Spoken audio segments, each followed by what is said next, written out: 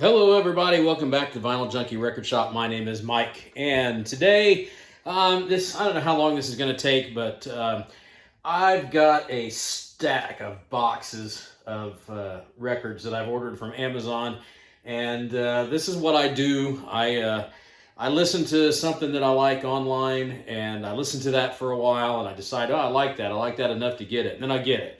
And then it's on to the next album, and I listen to that album, and I listen to an album, and I go, I like that one, I think I'll get that one. And then I order these albums, and then they arrive, and then I get busy with work and life, and they sit and don't even get opened, let alone played that often.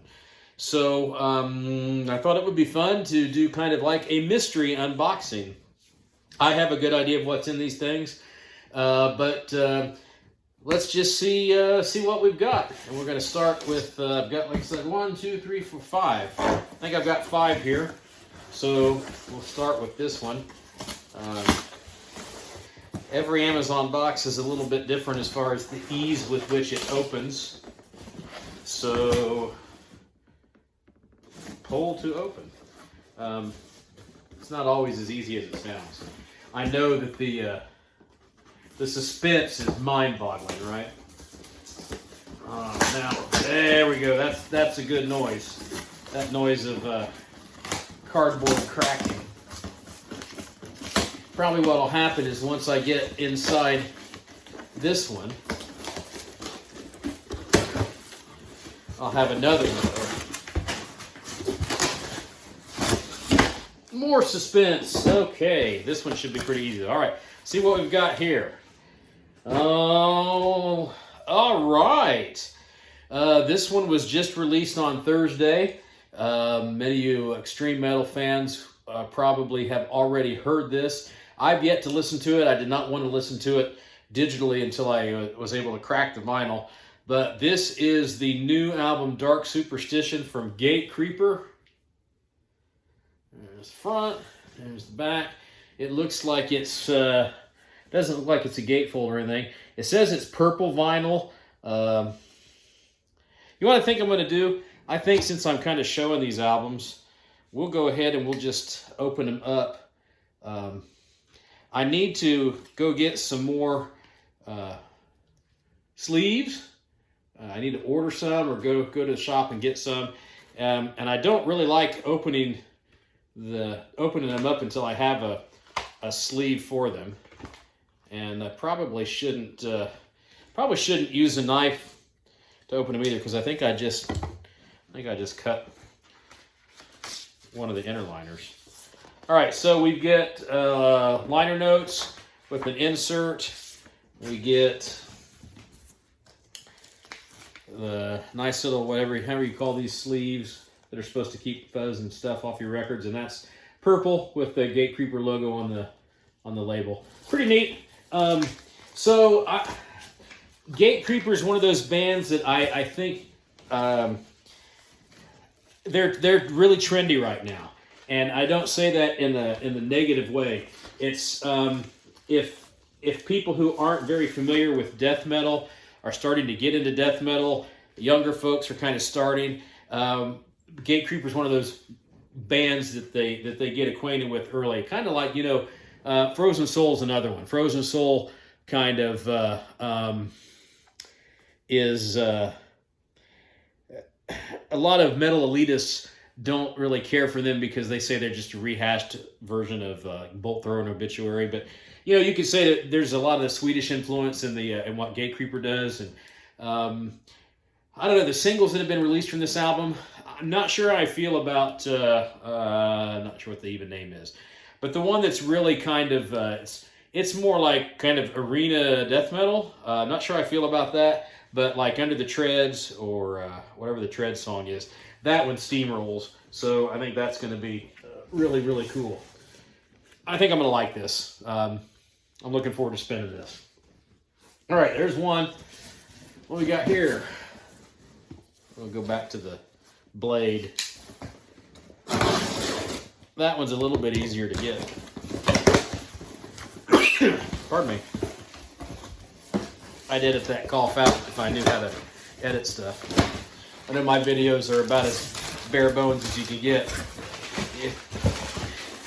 if my videos were the equivalent of a death metal band, I would no doubt be Obituary. Bare boned. Meat, potatoes, riffs. All right. That came out rather nicely. All right, see what we have here. Oh, okay. So, keeping the death metal trend going. I can't believe that I've never had this on any format beside cassette, but I also am somewhat embarrassed to admit that back in the day, I was not as big into this band as everyone else was, but when I've been on kind of a kick listening to them lately, and wow, were they just so amazing. And, you know, that's Death. This is their third album, Spiritual Healing. This is just a fantastic album, and I finally got it. I got it for ridiculously, what I thought was a ridiculously low price. And I figured it was time to pick it. It's the reissue. I think it's, I don't know if it's, I think it's just black vinyl. I think what I'm going to do is I'm going to hold off on opening these up. I'll do it maybe, you know, if I want to show them, I'll not do another, you know, video just about one of these particular albums. But I should probably beef up my Death collection. This is the first vinyl that I have from Death. I've got Scream Bloody Gore on CD, and I think I've got Human, and I have Leprosy on cassette. I'd like to pick that one up too. That one's great. But I must admit, I was kind of late to the death metal party. Wasn't sure how I felt about death metal. I was more into the Bay Area thrash and the kind of whatever came out that was in the thrash scene. But this is just an amazing album. Favorite track on it is probably the title track, Spiritual Healing. What a great record. So I'm really super happy to have this now. All right, lots of death metal. For a guy that isn't like a death metal connoisseur or anything, see what the trend is, see if that trend continues. All right, we'll get this one open here. This one is about like that one, a little bit easier. Going to have an awful lot for the cardboard bin here this evening. And today was pickup day for it, and I was too lazy to take it out, and my son didn't take it out when he left for work this morning, so I don't know if there's going to be room in that bin for all this. All right, see what we got here. Oh, this one comes with a jacket. Oh, okay, I know who this is. Possibly more death metal? Let's see. Sure looks like, look at that album cover. This one is direct from Relapse. Well, not direct from Relapse because I got it through Amazon, but I think Amazon got it direct for Relapse. Hard to really tell what that says, but the death metal aficionados will recognize that as Coffins.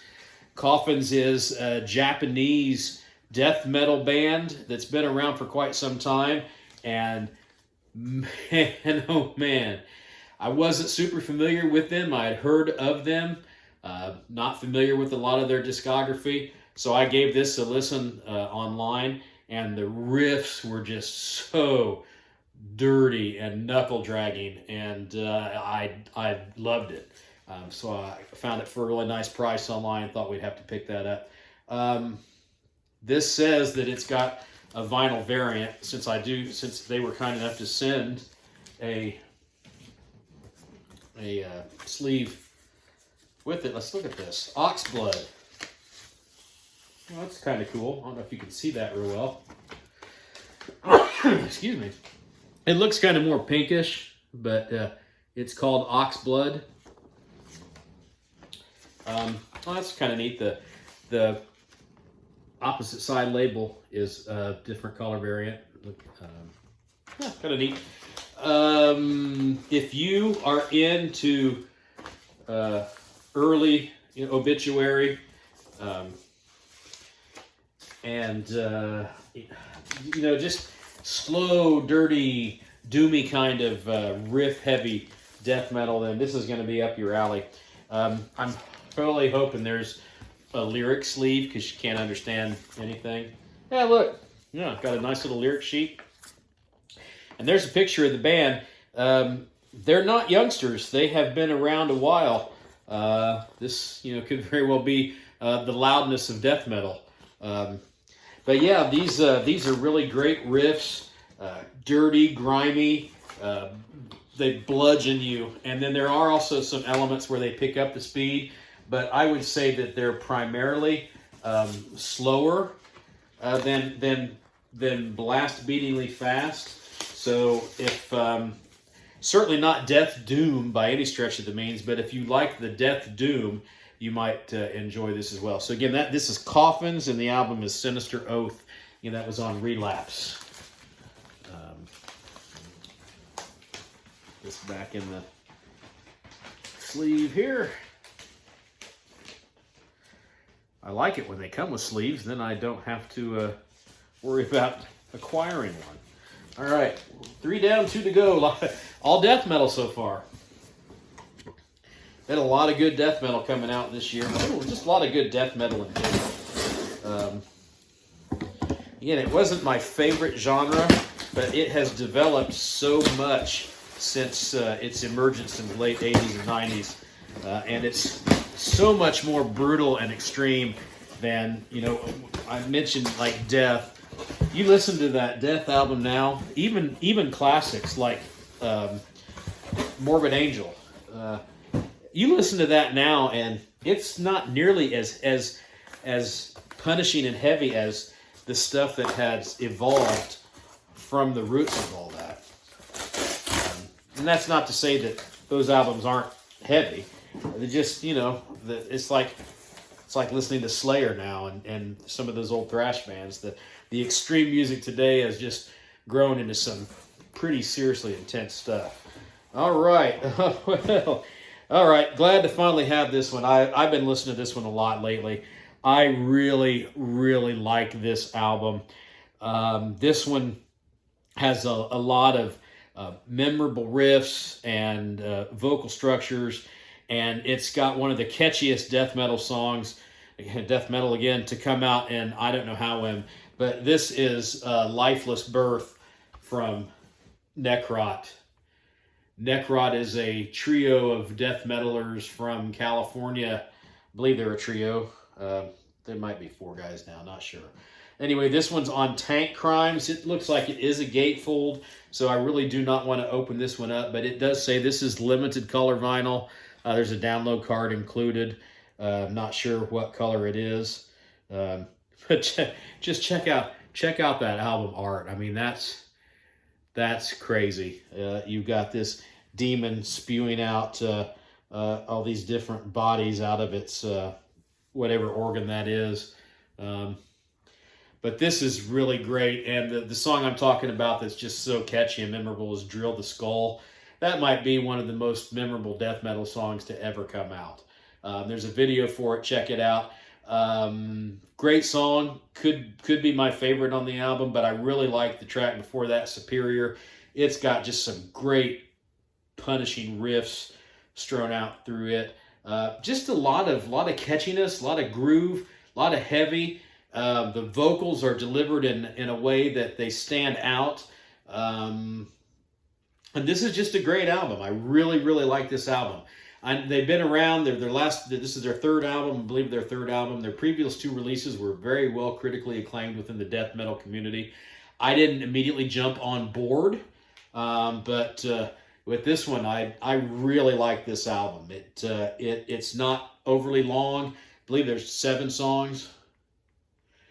1, 2, 3, 4, 5. So yeah, 7 songs, but it's about 35 minutes long, I want to say.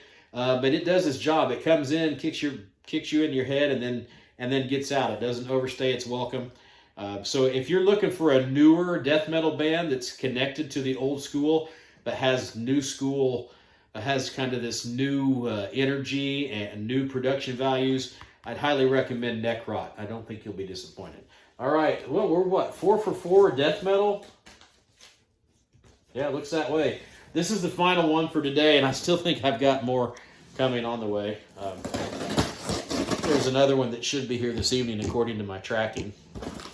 But I want to do a separate video on it, just for different reasons. Glad these ones have been easier to the boxes are easier to open.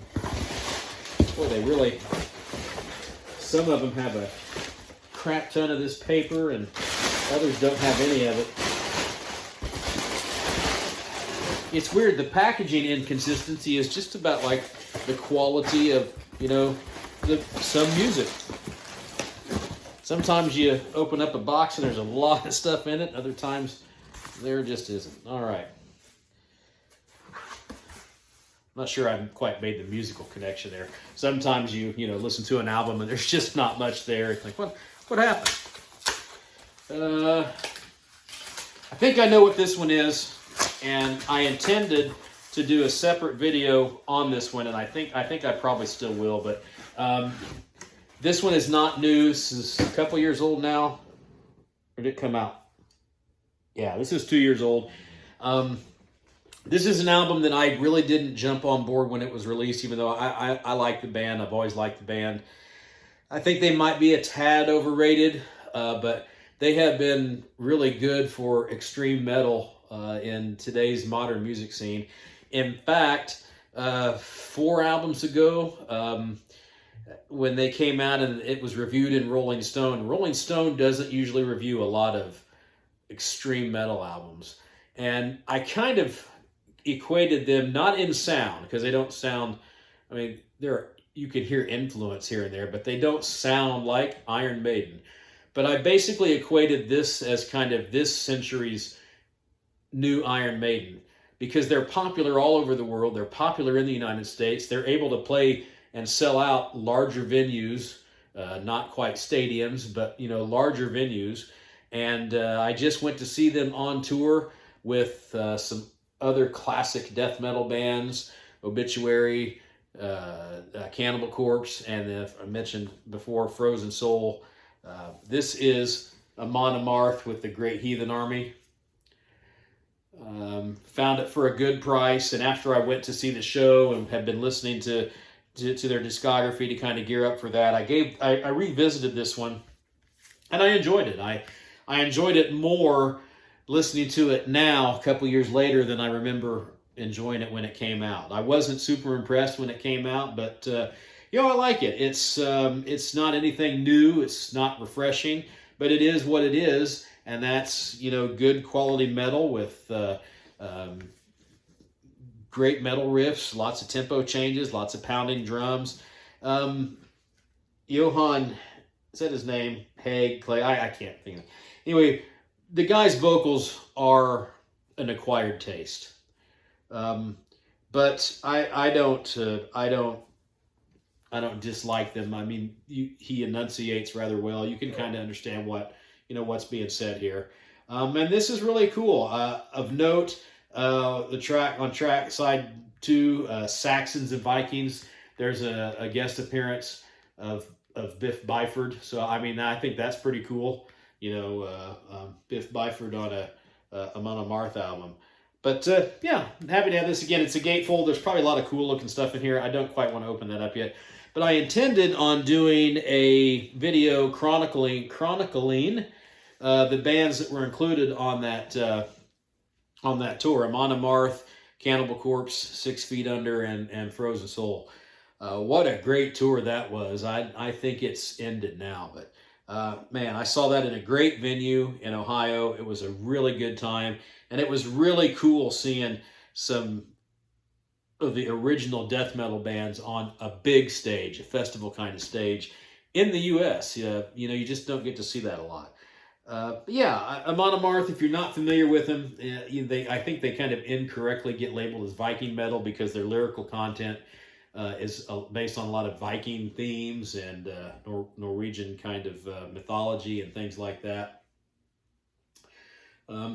They've been making quality, consistent metal records for many years now, and they're helping keep heavy music on the map and keeping it in the kind of the modern scene. And I'm not ever going to be one of those, what do they call them, gatekeepers, where I'm going to find fault with someone because they saw an Amon Amarth album and wanted to get it, weren't really metal fans, and that's what they first went to, and that might be all they know, but they like Amon Amarth. Hey, awesome. they're waving the flag of metal. They've been doing it for years, and this is a really good album. And they've got a couple of fantastic albums in their discography. So yeah, happy to get that one. All right, we're just a little over 20 minutes. Five albums, 4 minutes an album. That's really not too bad. So I thought this was kind of fun just to open up a few albums that I've had in boxes that I need to get out and play. I finally got some time on my hands. Maybe I can start doing that. I still got a few more. I tell myself all the time I'm going to quit buying records because they're so expensive, but there's no fun in not doing that. So let me know what you think in the comments of some of these releases. If you're new to my channel, I really appreciate you stopping by. Do me a favor, hit the subscribe and the like. You know, as many more subscribers as I can get now, that's great. There's a handful of people that watch my videos, and to you guys, thanks you for your support. Hit me up in the comments. Let's get some conversation started, and I will see you next time.